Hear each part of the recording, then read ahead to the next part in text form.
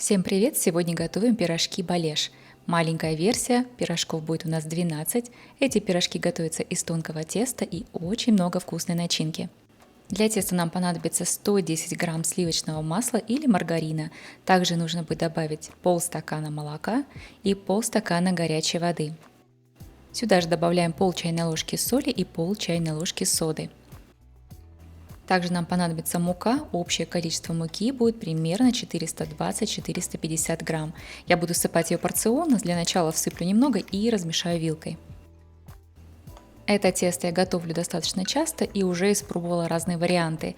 И сейчас я могу сказать, что это тесто самое важное не забить мукой. Вот то количество, которое я сказала, 420-450 грамм, больше добавлять не нужно. Если переборщить с мукой, то балешики будут плохо склеиваться, в процессе выпекания они могут открыться, из них вытечет сок, а выпеченное тесто будет забитое мукой и сухое. Готовое тесто получается мягкое, податливое, на ощупь оно достаточно теплое из-за горячей воды, но не горячее. Смотрите, оно очень мягкое, но в принципе лепится и держит форму. Готовое тесто накрываем и отставляем пока в сторону, пусть оно отдохнет. Для начинки нам понадобится полкилограмма мяса, у меня это говядина с прожилками жира. Также нам понадобится 4 картофеля, это 600 грамм, и лук. Количество лука примерно 300 грамм, у меня это большая луковица и еще половинка. Нарезаем лук очень мелко, настолько, насколько возможно.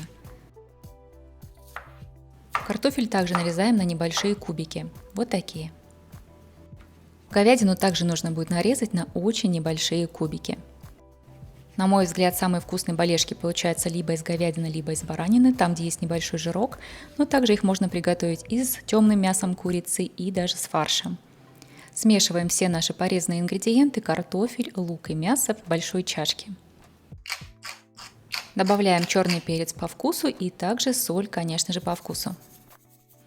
Аккуратно перемешиваем начинку, сильно ее жмякать так не надо, иначе лук выделит сок и начинка потечет, и вам будет сложно залепливать балешики. Тесто полежало и отдохнуло, оно не прилипает к столу и не требует больше никакой муки. Его теперь нужно поделить на две части, причем одну часть я делаю побольше, а другую часть поменьше. Большая часть пойдет на формирование донышка, а меньшая часть пойдет на формирование крышечек. Каждую часть я разделю на 12 маленьких кусочков. Все кусочки округляем, вот такие, формируем такие небольшие шарики. Шарики поменьше это крышечки, шарики побольше это донышки. Я их специально откладываю так, чтобы я понимала, где у меня что, и начинаем раскатывать.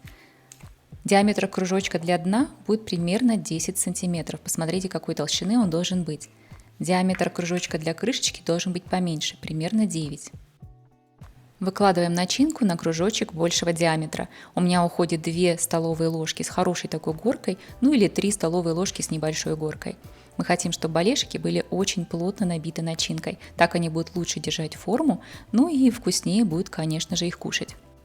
При формировании балешика важно тесто не тянуть, а буквально приподнять его снизу вверх, образуя вот такую как бы небольшую чашечку. Края я по кругу хорошенечко защипала, края формирую всегда очень тонкими, мне так больше нравится, когда краешек тонкий.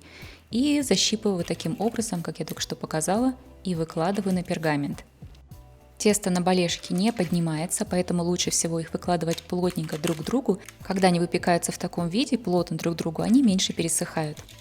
Балешики выпекались при температуре 200 градусов по Цельсию 40-45 минут. Их не нужно доводить до темного коричневого цвета, иначе тесто пересохнет. Посмотрите, какое хорошее донышко получилось. Сейчас я разрежу и покажу, что внутри. После выпекания, кстати, балешикам хорошо дать полежать под полотенцем минут 5. Посмотрите, какие они в разрезе. Мясо пропеклось, картошка тоже по-прежнему держит форму, но она очень мягкая и балешик сочный. Как всегда, все ингредиенты для этого рецепта вы сможете найти в описании. Дайте мне знать в комментариях, если вам понравился этот рецепт, и до встречи в новых видео!